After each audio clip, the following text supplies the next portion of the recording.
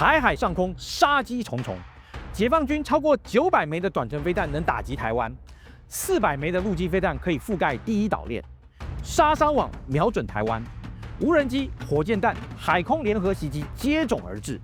全球警戒升高，防空准备真的足够吗？共军部署超过900枚的短程飞弹和400枚的巡弋飞弹，以台湾现有的防空系统能够承受首波的饱和打击吗？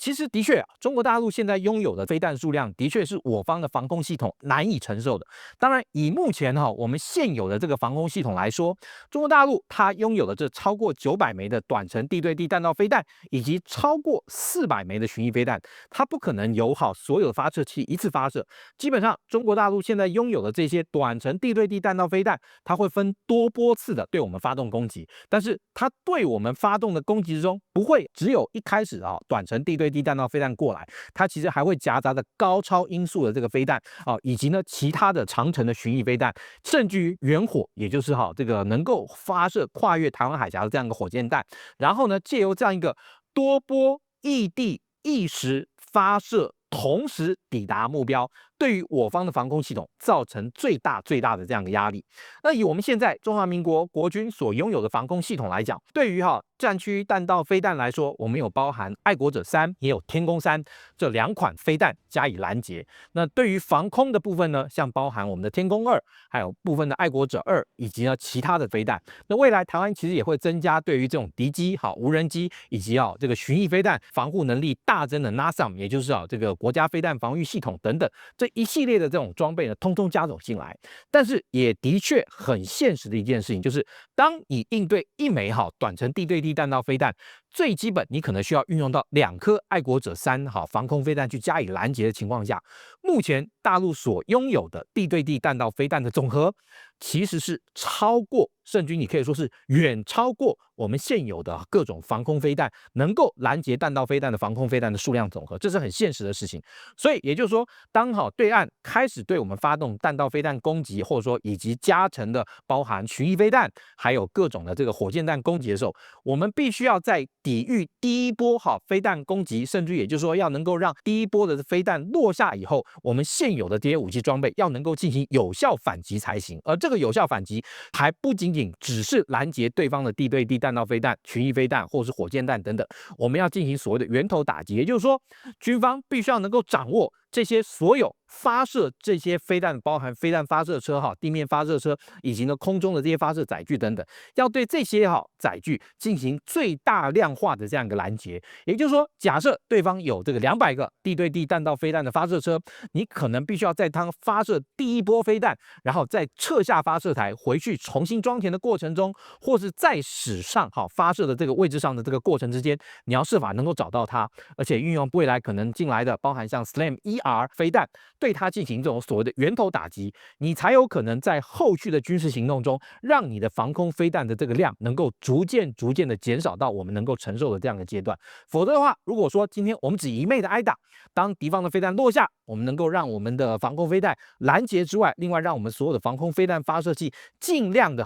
能够在第一击中生存下来。但是后面呢？第2波呢？第3波呢？你的防空飞弹早晚会因为对方的地对地弹道飞弹或是巡弋飞弹而打光。那这个时候后面你怎么办？你只能用任由其打吗？所以就是当一旦对面开始对我们发动攻击的时候，我们对于对方的这种飞弹发射车，也就是攻击源头，就必须要进行这种所谓的源头性打击，才有办法能够让我们的这个抵抗的这个时间能够增强，以及要对台湾本岛的这个伤害呢尽量降低。当然，饱和攻击有可能发生在一开始前面几波，但是这饱和攻击也另外一个意思就是代表它现有飞弹的数量绝对压过我方这个拦截弹的总和。你要破解之道就是首先你要让你的各个拦截器以及防空飞弹系统能够在对方第一波的攻击情况下能够生存之外，你要能够发动源头打击进行反制。那当然，另外在无人机、火箭弹、极音速武器来袭下，台湾是否需要建立多层次联防的这样的防空网？其实的确是的。我们看到以目前来说的话，例如像我们看到爱国者防空飞弹系统，还有天弓飞弹防空系统，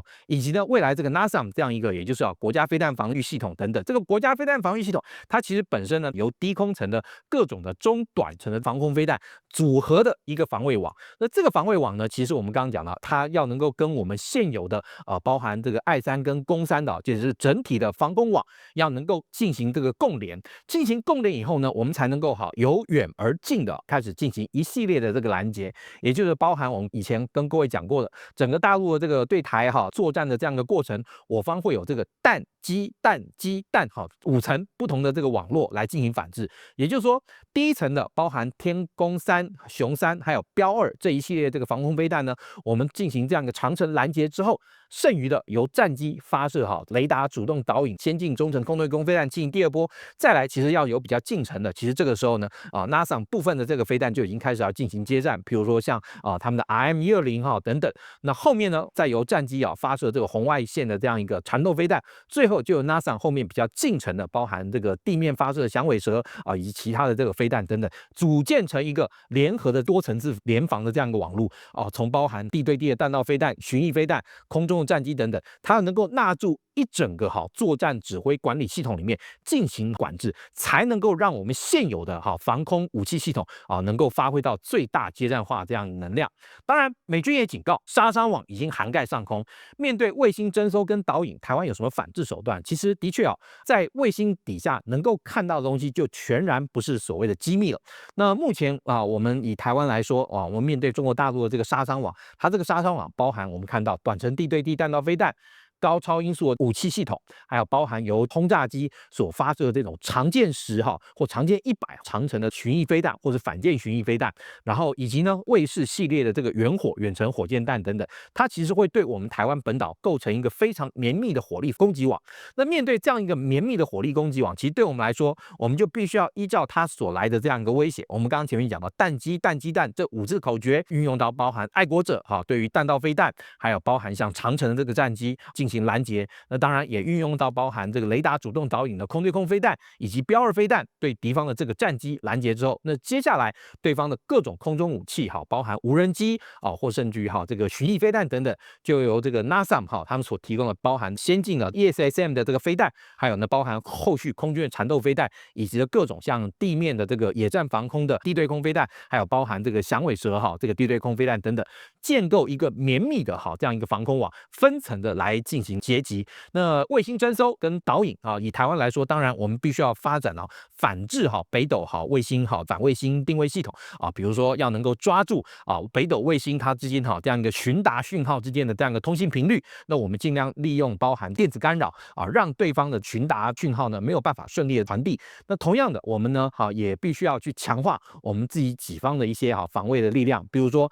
能够让我们的这个掩体呢尽量的把我们的一些重要的作战平台呢能够把它掩盖或挡住不要让对方呢能够轻易的借由第一波攻击就能够轻易的把我方的一些重要的反制战力就全部摧毁，这也是我方需要去做的一系列的反制手段。面对大陆的海空军联合轰炸行动，台湾应该如何强化本岛空优，以及呢如何让我们的关键基地还有硬化防护能够承受攻击？其实以现在我们现有的基地来说，的确掩蔽用的这些掩体其实并不够。例如说，大家看到去空军基地开放参观的时候，你会看到我们中华民国空军现在所有基地的这种机库堡本身它都是前后相通的。那这种前后相通的这种机库堡，未来在面对对方空中的攻击，甚至使用大量的这种短程的无人机进行袭扰攻击的时候，这些基地的这种机库堡，或是我们用来停泊一些海军中小型舰艇的这一些掩体等等，的确很容易遭到攻击军的进入跟破坏。那这个时候就会让我们长期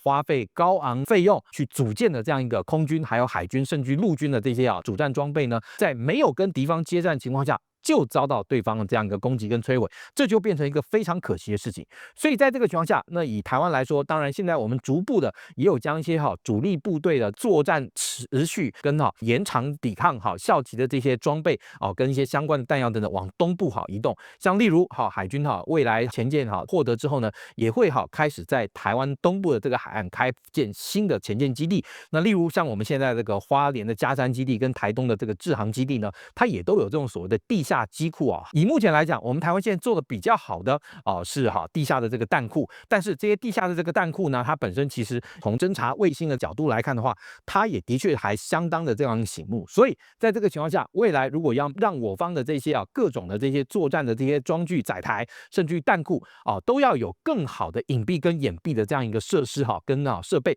才能够让我们未来面对大陆的攻击或是其他攻击军攻击的时候，能够延长我方的这个抵抗时间。因为你要能够让你的这个抵抗时间能够得到延长，你才有持续作战跟延长作战时间的一个重要的一个因素跟能力。因为你要延长这个作战时间因素跟能力，你才有可能会有得到来自于友盟之间的这样一个更有力的这样一个帮助。所以对我们来说，关键的这些设施包含铜厂等等，太醒目的目标，的确它可能会成为对方在攻击的时候，以空军基地来讲，现有的这些那个维修棚厂一定是遭到对方攻击的这样一个目标。而且两岸之间由于海峡本身的这样一个宽度，也的确让台湾县很多西海岸的这些空军基地大概都在对岸的陆基的这样的火力涵盖范围之内。所以在这个情况下，我们就必须要对现有的棚厂进行一些强化。台湾进到这个接战这样一个状态的时候，对方可能在这种火力打击，或者说利用无人机攻击的这个范围或空档之中呢，他就会让他的部队搭乘直升机，而且搭乘直升机而来之后呢，